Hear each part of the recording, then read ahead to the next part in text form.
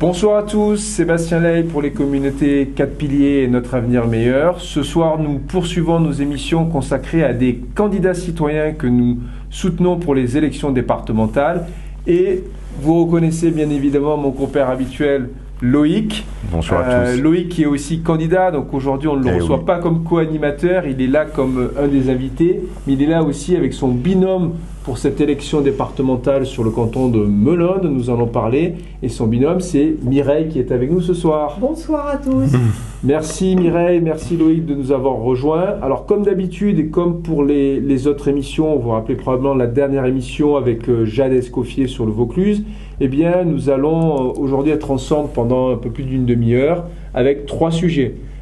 En première partie d'émission, nous allons vous présenter donc des candidats citoyens, comment ils sont venus à la politique, pourquoi ils ont décidé de franchir le pas et de se présenter. Je vous rappelle que vous avez la chance dans certains cantons d'avoir des citoyens indépendants qui se présentent aux élections et qui ne sont pas liés à un des grands partis au pouvoir, opposition ou majorité présidentielle. Dans une deuxième partie, nous allons parler d'un sujet national avec ces candidats locaux qui vont faire le lien entre le local et le national. Et aujourd'hui, nous allons parler essentiellement de l'emploi. Et puis enfin, dans une dernière partie, on parlera véritablement des problématiques de leur canton, le canton de Melun. Et vous allez voir, ça sera très intéressant, on l'a vu avec les autres candidats, parce que même si ce sont des problématiques locales, on va rejoindre là, finalement, des débats nationaux sur l'écologie, l'insécurité ou autre. Alors on va commencer cette émission en demandant à nos 2 candidats citoyens de se présenter, de rappeler leur parcours. On va d'abord commencer avec Mireille. Mireille, tu es le candidat binôme avec Loïc, bien sûr notre parti 4 piliers. Qu'est-ce qui t'a amené à la politique à te présenter et quelles a été tes formes d'engagement politique ou public avant de franchir le pas avec cette élection ? Oui, alors ce qui m'a emmené à cet engagement, c'est Loïc, qui est un voisin, et comme on a eu l'occasion de parler pas mal, on a vu que nos idées se rejoignaient sur énormément de choses. J'ai toujours été intéressée par la politique, j'ai fait des études de politique, mais je ne me suis jamais engagée politiquement. Et je dois dire que comme beaucoup de gens probablement, depuis de nombreuses années où je me suis posé la question, eh bien la réponse c'est que je ne me retrouve représentée dans aucun des grands partis politiques actuels. Et que je trouve qu'il y a vraiment énormément de choses à faire et que, comme Loïc, c'est une conviction que nous partageons, il faut vraiment que les citoyens prennent la main sur la politique et pour faire remonter et faire traiter ce qui sont leurs vrais problèmes concrets, leurs problèmes du quotidien. Alors, les problèmes du quotidien, moi j'ai travaillé toute ma vie comme juriste, comme directeur juridique, comme juge. Donc, à travers toutes ces fonctions, j'étais essentiellement chargée de régler des problèmes. Donc, c'est vrai que ma préoccupation essentielle, c'est comment régler les problèmes. Depuis que je suis retraitée, j'ai un certain nombre d'engagements associatifs où je cherche à aider les gens également à régler leurs problèmes à un niveau tout à fait, je dirais, individuel et niveau de terrain. Et à chaque fois, je suis choquée et de me trouver confrontée à des dysfonctionnements de services, on en parlera peut-être un petit peu après, qui ne devraient pas exister, je pense, aujourd'hui. Donc ce qui t'a amené à la politique, c'est un peu la conjonction de l'associatif, du terrain, ta carrière professionnelle quand même, où tu as été amené à formuler des jugements sur différents domaines, on a parlé ensemble du domaine un peu juridique, et puis simplement le voisinage aussi, et voilà, le fait d'échanger avec d'autres qui ont franchi le pas comme Loïc. Et la nécessité d'un engagement citoyen, je trouve, qui doit se multiplier aujourd'hui en France, si on veut que les choses bougent. D'accord, et c'est aussi le message qu'on essaie de faire passer dans nos diverses communautés. Loïc, les gens, notre audience, te connaissent bien évidemment plutôt pour la dimension nationale, mais est-ce que tu peux rappeler un peu ton ancrage local et pourquoi tu as franchi le pas ici sur ce canton de Melun? Alors, donc l'ancrage local, il est simple. Donc, à l'issue de mon service militaire, la première ville dans laquelle je me suis installé, où j'ai été nommé en fait par l'Éducation nationale, c'est Melun. Donc, ça a été le premier lieu que j'ai atteint 2 jours après la libération de mon service militaire. Et puis, j'y suis depuis 30 ans. Enfin, là maintenant, je suis à Bois-le-Roi, mais c'est à quelques kilomètres. Et donc, c'est l'endroit où je me suis marié, l'endroit où mes enfants sont nés, l'endroit où j'ai acheté une maison, l'endroit où j'ai fondé différentes associations, une association sportive pour développer l'escalade, une association de jardins potagers bio pour faire du lien social et puis pour respecter un peu l'environnement, et bien d'autres projets. Donc c'est un endroit où je suis vraiment ancré, j'y ai mes racines et bon, je n'ai pas du tout l'intention de quitter cet endroit. Donc l'idée c'est vraiment de faire le maximum pour que cet endroit reste un endroit agréable à vivre, un endroit où on a envie de se projeter dans l'avenir. Et c'est vraiment de là que vient l'étincelle de départ de mon engagement politique. Ça a démarré quand j'ai découvert que mes enfants, j'ai 3 garçons, mes enfants qui font plutôt de bonnes études, et j'en suis ravi, eh bien, discutent régulièrement avec leurs camarades de leur futur pays d'expatriation. Quand j'ai compris que mon inaction politique était une forme de complicité qui me priverait de la connaissance de mes petits-enfants, alors là, ça a été un électrochoc. Et je me suis dit, je ne peux pas être complice de ce système que finalement quasiment tous les Français déplorent depuis 40 ans et qui nous mène dans le mur, disons, mais avec une pente lente. Ça reste agréable à vivre. C'est un lent déclin, on est d'accord. C'est un lent déclin qui désespère les jeunes. Et donc, à partir de... Et pas que les jeunes, effectivement. Mais c'est vrai que beaucoup de jeunes, à l'instar de tes enfants, ont intégré le fait que finalement, il n'y avait plus d'avenir dans ce pays. C'est quand même une pente dangereuse pour notre pays. Moi, je l'ai connu, moi aussi, jeune, au début des années 2000, j'ai eu la même réflexion. Je suis parti dans un autre pays, mais je suis revenu avec l'envie de me battre. Et tu as réalisé, donc, si tu te battais pas pour ton pays, que finalement, tu créais pas les conditions pour tes propres enfants de vouloir rester, c'est ça? En fait, c'est se tirer une balle dans le pied par lâcheté, en quelque sorte. Ouais, c'est-à-dire, c'est une complicité passive. En fait, c'est vraiment ça. Il faut vraiment faire le bilan. Mais aujourd'hui, on en est là. Et je ne suis pas le seul à faire cette constatation et cette démarche intellectuelle. De nombreux candidats citoyens se présentent désormais. Ce sont des gens qui ont acquis la conviction que l'on ne pourra rien changer réellement sans changer de personnel politique, sans que les citoyens ordinaires, mais qualifiés, reprennent la main sur la destinée de notre pays. Et des gens de la société civile diversifiée, hein, tu es enseignant, Mireille vient plutôt du monde juridique, parce qu'on a eu du monde de l'entreprise, parce qu'on a eu cette promesse-là de renouvellement en 2017, et on s'est aperçu qu'elle n'était finalement pas assez aboutie, parce que tous les gens qui sont rentrés à l'Assemblée nationale, qui venaient soi-disant de la société civile, avaient à peu près le même profil, souvent les mêmes professions, les mêmes milieux, des CSP plus, bien évidemment. Alors, on va parler ensemble d'un thème qui est à la fois un thème national, mais on va essayer de le lier quand même au local et de ce qui se passe, bien évidemment, dans votre canton. Ce sera l'occasion pour vous un peu d'introduire votre canton, de le décrire, qui est la question de l'emploi. Alors, je rappelle que sur l'emploi, la France est en échec permanent depuis des décennies. Avant la crise du Covid, le chômage était à 8,3%, c'était 1,5 point de plus que la moyenne de la zone euro. Donc on était plutôt les derniers de la classe sur le sujet. Avec le Covid, on a beaucoup de problèmes pour les statistiques parce qu'il y a moins de gens qui techniquement ont recherché un emploi.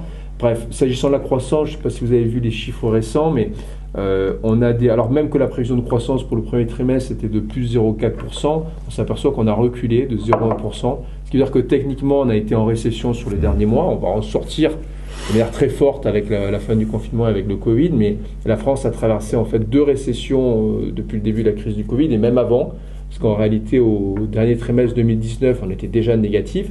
Donc des conditions plutôt défavorables pour la croissance, des problèmes d'emploi, mais au-delà du gisement d'emploi ou pas qui existe, ce dont on va parler ensemble, c'est finalement des difficultés à s'organiser pour la recherche d'emploi, des difficultés à aider les gens, de tout ce qui ne va pas au niveau un peu administratif, tout ça. Mireille, je te laisse la parole sur le sujet. Merci Sébastien. Oui, ce que vient de dire Sébastien, ça m'évoquait déjà, c'est une réflexion qui était, alors la citation ne va pas être tout à fait exacte, mais c'était une citation de Mitterrand, à qui on parlait déjà à l'époque du problème du chômage. Et Mitterrand avait dit « Le chômage n'est pas un problème, c'est une solution ».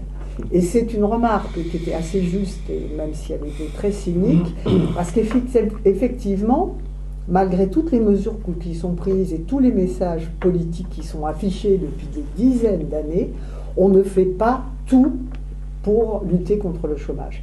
Et notamment, il y a un certain nombre de blocages français, que ça soit la fonction publique, notamment le refus de revoir un certain nombre de choses, des blocages, strictement français, que nous connaissons tous, donc je vais pas m'étendre, font que le chômage, ça veut dire qu'on sacrifie délibérément la situation d'un certain nombre de gens au profit de ceux qui sont dedans. Il y a ceux qui sont dedans, il y a ceux qui sont dehors. Les insiders et les outsiders. Donc on ne fait pas tout ce qu'il faut pour régler le chômage. Alors le chômage, on sait très bien qu'il y a beaucoup de possibilités d'emploi. Et on entend même en ce moment des messages concernant par exemple le domaine de la restauration qui est extrêmement atteint, où on dit que les restaurateurs, et on en a une dans notre équipe de campagne, Maud sur notre liste, effectivement. Directement, eh bien les restaurateurs ne retrouvent plus forcément, je dirais par exemple les employés qu'ils avaient avant le Covid. Et ça, c'est alors qu'il y a énormément de demandes et que l'activité de restaurant bien évidemment est en train de reprendre. Et on comprend pourquoi. Parce que c'est des métiers qui sont difficiles, ce sont des métiers qui ne sont pas bien payés. On peut prendre d'autres exemples, les infirmières, qui était quelque chose qui choque absolument tout le monde. Donc il y a des métiers qui sont absolument essentiels. On a parlé du premier front pendant la crise du Covid, mais de fait, qu'est-ce qu'on fait pour ces gens-là ? Il ne suffit pas de donner une prime de temps en temps. Donc il y a une revalorisation très claire d'un certain nombre de métiers. Les professeurs, on sait aussi, et Dieu sait si c'est important, l'aspect de l'éducation. Et donc il y a des métiers où les gens, en fait, préfèrent ne pas aller parce que c'est mal payé. Et avec ça, il y a le fait que ça reste peut-être plus avantageux pour certains d'avoir des indemnités sociales plutôt que de trouver un travail, ou de combiner travail au noir, indemnité sociale et tout. Donc c'est un système qui est complètement mauvais, pervers, et pour tout le monde. Parce que même la dernière catégorie dont je parle, c'est pas non plus satisfaisant de vivre en étant indemnisé socialement, tout en faisant du travail au noir, etc.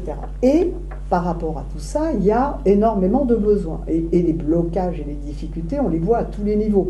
Je te citais tout à l'heure à Sébastien et Loïc un cas tout à fait concret que je vis ces jours-ci, avec une personne d'origine étrangère et réfugiée, à qui, un peu par chance, j'ai trouvé un travail en CDI, mais il faudrait, avant qu'elle ait une convention de stage de quelques semaines, peut-être maximum un mois ou deux. Donc une convention pour couvrir son employeur, le temps de la former aux quelques techniques de ce métier. Ça fait à peu près 3 semaines, un mois qu'on cherche à avoir un rendez-vous avec Pôle emploi, que sa conseillère de Pôle emploi était en vacances, qu'on a refusé de me donner des renseignements même avec son numéro d'identifiant, qu'on a enfin, après un certain nombre de reports, un rendez-vous avec Pôle emploi, sachant que j'ai fait le travail de Pôle emploi. C'est-à-dire qu'elle a un CDI. Normalement, c'est la mission de Pôle emploi. Voilà. Et que je ne suis même pas sûre qu'à ce rendez-vous, on va avoir ce qui est mon objectif, la signature d'une convention par Pôle emploi qui lui permettra donc d'avoir cette période limitée de stage qu'elle ne peut pas payer par ailleurs. Parce qu'évidemment, les centres de formation, les conventions de formation, mais elle ne peut pas le payer. Et quand je vois ça, qui est un tout petit exemple, mais vraiment que je vis ces jours-ci, je me dis, mais c'est incroyable. Et elle, qui est étrangère, son premier contact avec Pôle emploi, il se trouve que je la connais, et qu'elle a eu la chance que je fasse un peu l'intermédiaire, la traductrice, tout. Alors, déjà, quand on lit les documents de Pôle emploi, c'est pas forcément évident si on n'est pas CSP+, ou peut-être un petit peu moins. Mais il y a un problème, par exemple, de simplification administrative dans tous les services qui sont des droits pour les usagers. C'est une critique récurrente qui revient sur Pôle emploi, la complexité administrative. Le fait aussi, Pôle emploi est censé gérer l'effort de formation. Ça a été un grand thème en 2017, où on a un candidat qui nous a promis la flexi-sécurité. Il disait, il y aura un peu plus de flexibilité sur le marché de l'emploi, mais on va vous amener de la sécurité par la formation, et cette montée en puissance par la formation, elle ne fonctionne toujours pas. Pôle emploi, alors soit ils essayent d'assurer eux-mêmes les formations, ça ne marche pas, soit ils se reposent sur des prestataires de services, et il y a aussi des déceptions, pas tous les prestataires de services sont bons et font leur travail, et on s'aperçoit qu'en tout cas, géré par Pôle emploi, probablement c'est devenu une administration maintenant pléthorique, ça ne fonctionne pas. Donc il y a des choses à reprendre, c'est un beau label Pôle emploi qu'on a créé, mais il y a quand même beaucoup de déceptions, beaucoup d'attentes. Le fait est qu'il y a peu de gens qui retrouvent de l'emploi grâce à Pôle emploi. Je crois qu'ils se débrouillent par eux-mêmes. Pôle emploi, c'est pour moi... c'est la gestion de la pénurie, en fait. C'est ça. Et des allocations, c'est tout. Est-ce qu'on peut parler... La formation, si je peux rajouter ça, c'est identifié depuis des années, pour ne pas dire des dizaines d'années, dans tous les rapports des gens les plus compétents, etc., comme étant un élément fondamental pour l'économie française. Tout le monde le sait. On dit la formation, la recherche, il y a toute une série de priorités qui sont affirmées, mais qui ne se traduisent pas dans la réalité. Je vais m'exprimer un petit peu sur le sujet. Donc, en fait, si on veut réellement diminuer le chômage massif qui touche notamment les jeunes, eh bien, il faut miser sur les véritables créateurs d'emplois. Il faut quand même savoir qu'en France, 85% des emplois créés le sont dans des TPE, donc des toutes petites entreprises de moins de 10 salariés. Donc ce sont soit des auto-entrepreneurs, enfin ça va de l'auto-entrepreneur jusqu'à la TPE. Donc ces entreprises, eh bien, elles sont importantes, elles créent les emplois, elles ne délocalisent pas. Elles sont réparties sur tout le territoire et c'est là-dessus qu'il faut miser et non pas sur les grands groupes du CAC 40 qui, eux, créent quelques emplois, bien entendu, mais c'est pas avec ces quelques grosses entreprises qu'on solutionnera la problématique de notre pays, la problématique de l'emploi. Donc, qu'est-ce qu'il faut faire ? Eh bien, il faut d'abord écouter les TPE, les dirigeants de TPE. C'est ce que nous faisons depuis un certain temps. On est en campagne, on discute beaucoup avec les gens, on écoute. Et ce qui revient de façon récurrente, c'est la complexité administrative, le temps perdu pour les paperasses. Il y a un côté inhibant, en fait. Les gens, ils ont peur d'affronter ce mur administratif, ils ne s'en sentent pas toujours les capacités. On peut très bien avoir de bonnes idées d'entrepreneurs sans avoir forcément fait de hautes études. Et malheureusement, il y a de la complexité qui arrive due à notre administration qui est omniprésente. Donc ça peut être solutionné et ça peut être pourvoyeur d'emploi. Il y a aussi une autre chose qui revient régulièrement, c'est le fait qu'il y a beaucoup d'impôts, beaucoup de taxes. Donc une des solutions, ce serait d'aligner les impôts sur les sociétés françaises sur la moyenne des autres pays européens pour que la concurrence soit loyale. Il y a moyen de créer des millions d'emplois de cette manière. Alors ça implique évidemment quelques petits changements d'habitude en ce qui concerne le fonctionnement de l'État. Il faudra être sans doute un petit peu plus économe, mais l'intérêt général doit prévaloir et l'intérêt général, c'est bien entendu de solutionner ce problème qui en occasionne bien d'autres. Le problème du chômage, il est connexe à d'autres problèmes comme les problèmes d'intégration, les problèmes de pauvreté, etc. etc. Notre état social, je cite souvent cet exemple en le citant bien sûr. Sur les retraites. Si la France avait un chômage à 6% pendant 4 ou 5 années, il n'y a plus aucun problème quand on fait les calculs de déficit des caisses de retraite, ça fonctionnerait. Mireille, peut-être j'aimerais revenir avec toi sur l'emploi et la proximité, sur le rôle du conseiller départemental. Quelle est ta vision sur la possibilité pour le conseiller départemental justement d'accompagner peut-être les gens, c'est de la proximité, de les aider dans leur démarche, de les simplifier? Quelle est ta vision un petit peu du rôle de l'élu local? Par rapport à ça, alors c'est pas forcément par rapport à l'élu départemental lui-même, dont les compétences restent malgré tout assez restreintes et les pouvoirs d'action assez restreints. Enfin, on a quand même parlé du transport, comment le meilleur accès pour les handicapés. C'est important aussi pour l'emploi.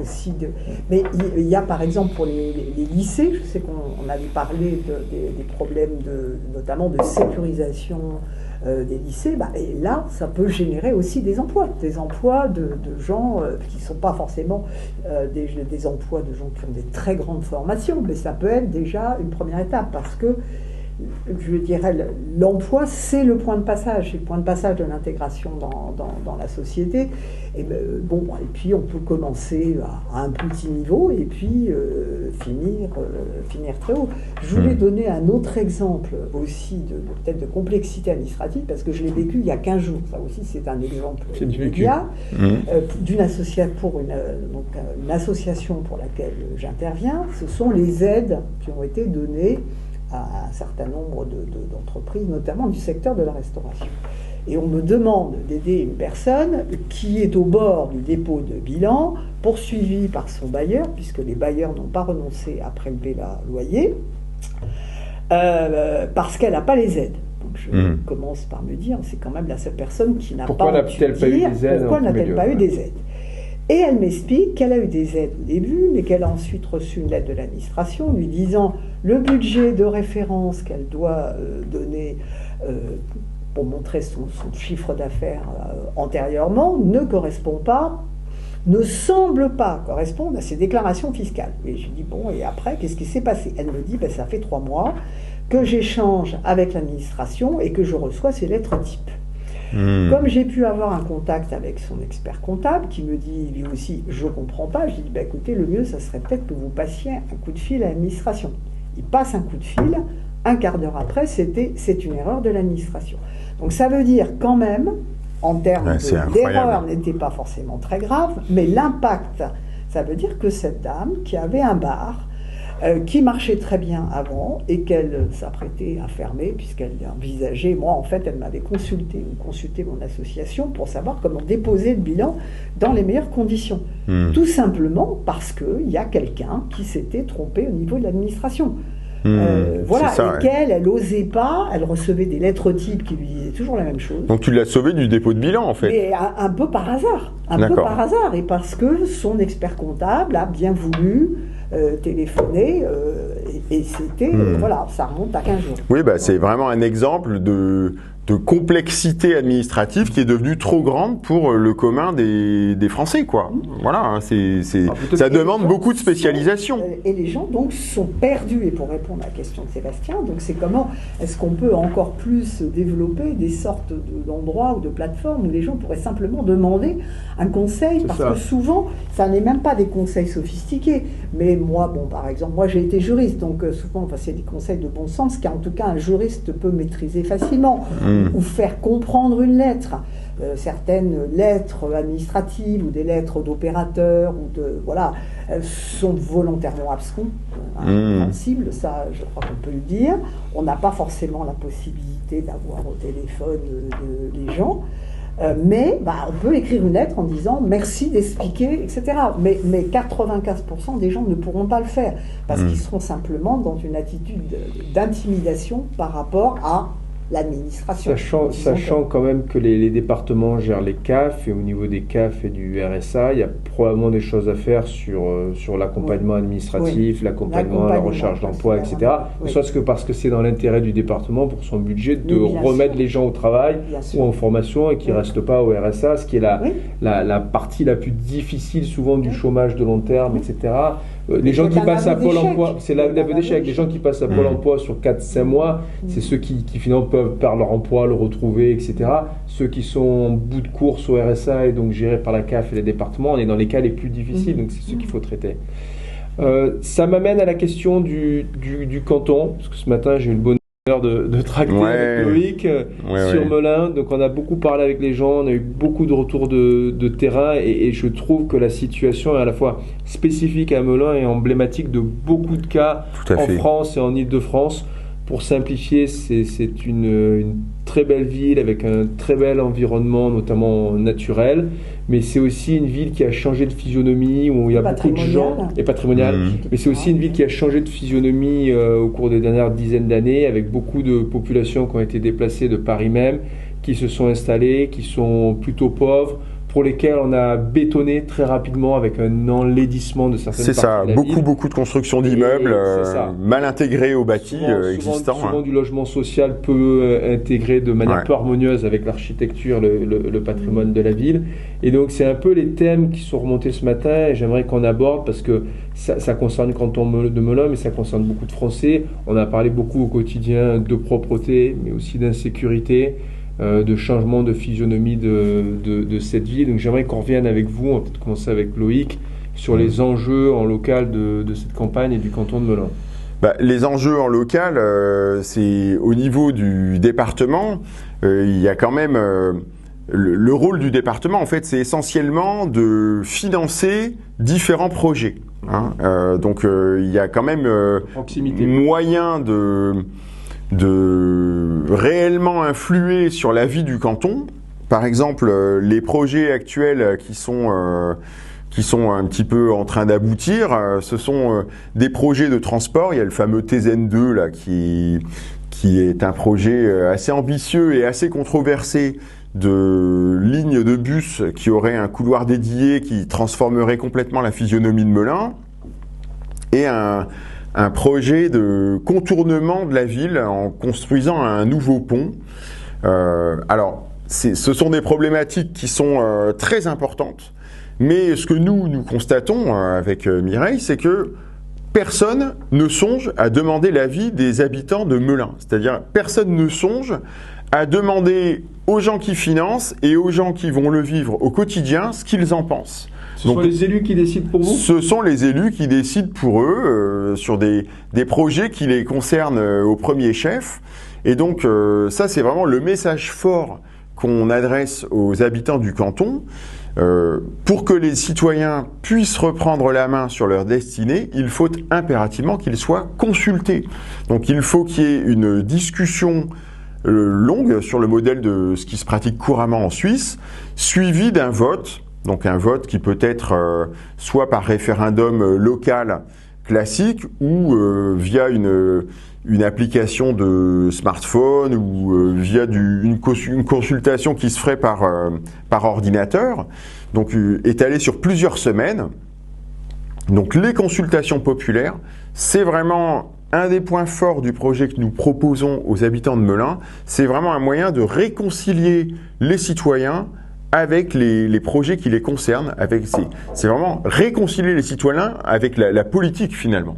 Donc c'est plus de démocratie participative. Plus de démocratie participative. Inciter les gens à s'investir finalement dans la vie de leur canton. C'est ça, exactement. Ok. Pour renforcer ce que disaient Loïc et aussi Sébastien, par exemple la densification urbaine qui concerne Melun, mais pas que Melun, est-ce qu'on n'a jamais demandé leur avis aux gens ? Les gens qui habitaient là, on leur a jamais. Et c'est beaucoup revenu au marché ce matin. Les gens ont vu que leur ville, la destinée de leur ville leur a totalement échappé. Ils n'ont jamais pu donner leur avis. Ils ont essayé tout type de représentants politiques qui à chaque fois décidaient pour eux sans les consulter. Et c'est une énorme déception de la part des habitants.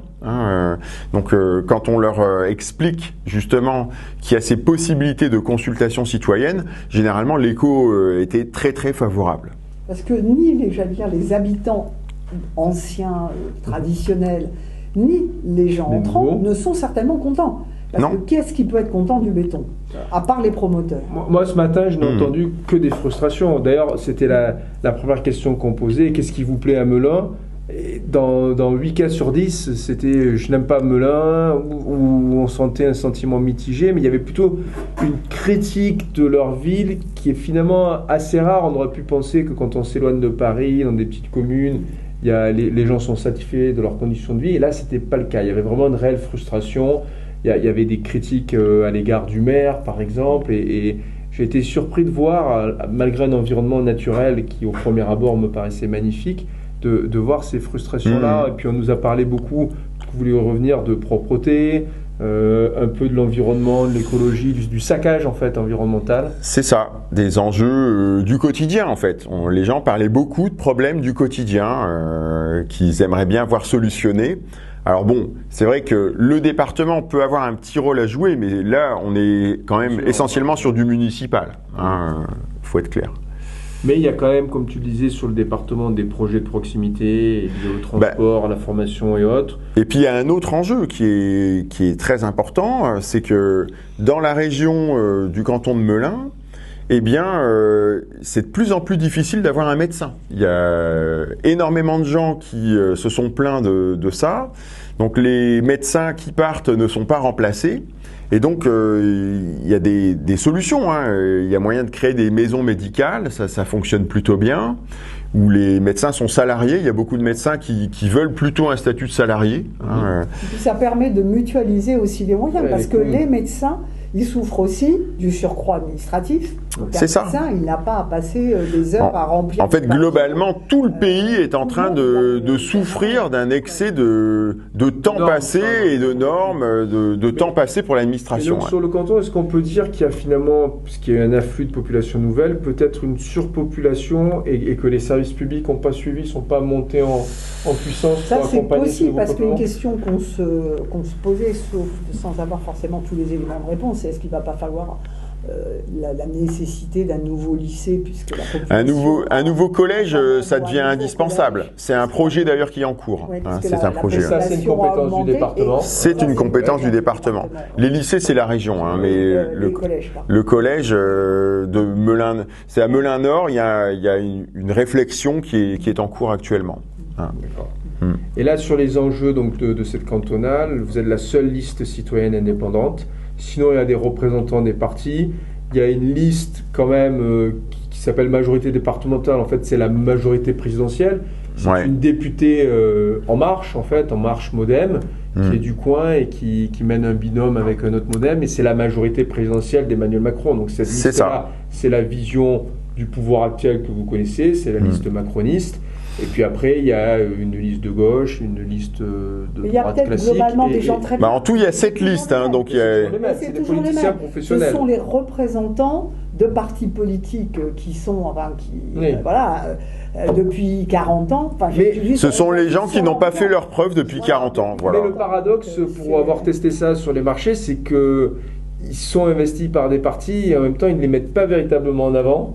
Ils savent très bien que c'est mal perçu par les citoyens. Et je me suis permis de le dire quand même, là ça n'engage que moi, pas vous en tant que candidat, représentant la majorité présidentielle qui n'assumait pas la majorité présidentielle, en particulier une députée qui s'est affichée avec la photo d'Emmanuel Macron en 2017 et qui aujourd'hui n'ose même pas dire qu'elle est de la majorité présidentielle. Ni Modem, ni En Marche, il n'y avait pas de logo, c'était vraiment... la duplicité à l'égard de l'électeur. Non, mais ça veut dire quand même que les représentants de ces partis qui veulent recueillir les suffrages des électeurs, eux-mêmes, d'une certaine façon, ils reconnaissent que les partis politiques tels qu'on les connaît, les professionnels de la politique depuis 40 ans, c'est fini. Parce que je crois qu'il faut le dire, à un moment ou à un autre, ce système-là, maintenant, ne fonctionne plus. On est allé au bout de ce système où il doit être au minimum aménagé avec réellement des représentants de la société civile, des éléments de démocratie directe, c'est très clair.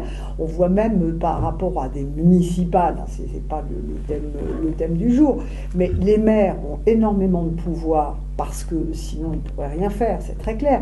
Mais ils ont tellement de pouvoir qu'ils peuvent se permettre de s'asseoir sur leur opposition la plupart du temps, ce qui fait qu'à partir du moment où un maire est élu, il fait ce qu'il veut. Voilà. Très clairement, nous avons des candidats qu'on a soutenus au municipal qui sont souvent dans l'opposition au conseil municipal et ils sont en fait écrasés. Enfin, ils n'ont pas voix au chapitre face à des maires de toute puissants. façon, les maires sont tout puissants et c'est le système qui veut ça, avec une logique au départ qu'on peut comprendre, qui est que le maire ne peut pas être bloqué, mais il n'y a pas quand même de contre-pouvoir, c'est-à-dire qu'il faudrait trouver un équilibre quand même de contre-pouvoir ou de consultation peut-être à nouveau des habitants. Ça c'est la consultation populaire. Tout à fait, bien sûr. En cours de mandat. Des grands enjeux. En cours de mandat. C'est pas parce qu'on a voté pour un maire ou un conseiller régional ou départemental qu'il a un blanc-seing pendant toute la durée du mandat sur les plus grandes décisions. il faut qu'il renouvelle finalement sa légitimité par des consultations. Tout à fait. Et je crois qu'au niveau du département et de la région, sur tout ce qui est notamment transport, tout ça, ça me paraît nécessaire. Bien sûr. Nécessaire de consulter les gens sur une autoroute, sur une infrastructure. Parce que ça va avoir Oui, puis un ça impact. permet de corriger une trajectoire. C'est vrai que si les gens votent pour un projet, puis finalement qu'il ne l'ait pas suivi, il doit y avoir moyen de faire un rappel à l'ordre de l'élu. Bien sûr. Et Mireille, Loïc, merci de nous avoir éclairé sur ces enjeux locaux. Vous restez avec nous encore pour la dernière minute. Je rappelle, pour notre actualité, nos diverses communautés, on recevra prochainement un candidat sur Cannes. Je vous rappelle aussi, en termes de livre, la sortie du livre Repenser la France 2022. Là, on est plus dans l'optique nationale, puisque certains des membres de 4 piliers ont participé à la rédaction de cet ouvrage collectif. Dans l'actualité récente, je le mentionnais sur nos réseaux sociaux, je le dis ici pour notre audience plutôt sur YouTube, j'ai eu l'opportunité récemment de rencontrer une belle personnalité qui est le général Soublé, avec lequel nous espérons travailler au cours des prochains mois. Je signale aussi au niveau des livres, alors là on est moins dans le sujet national ou pas, mais quelqu'un qui est proche de nous, Xavier Roffer, qui a sorti aussi un ouvrage qui s'appelle « À qui profite le djihad ?» C'est un ouvrage fascinant où vous allez comprendre que la question du terrorisme n'est pas qu'une question finalement liée à l'islam ou aux enjeux locaux, mais aussi aux pressions qu'un certain nombre d'États étrangers exercent sur la France en utilisant des groupes terroristes. Mireille, Loïc, merci de nous avoir rejoints. Bonne campagne, on va continuer à vous suivre. J'espère que je repasserai d'ici. On va faire le maximum. Vous allez faire le maximum pour représenter les citoyens et nous sommes avec vous. Bonsoir à tous, merci.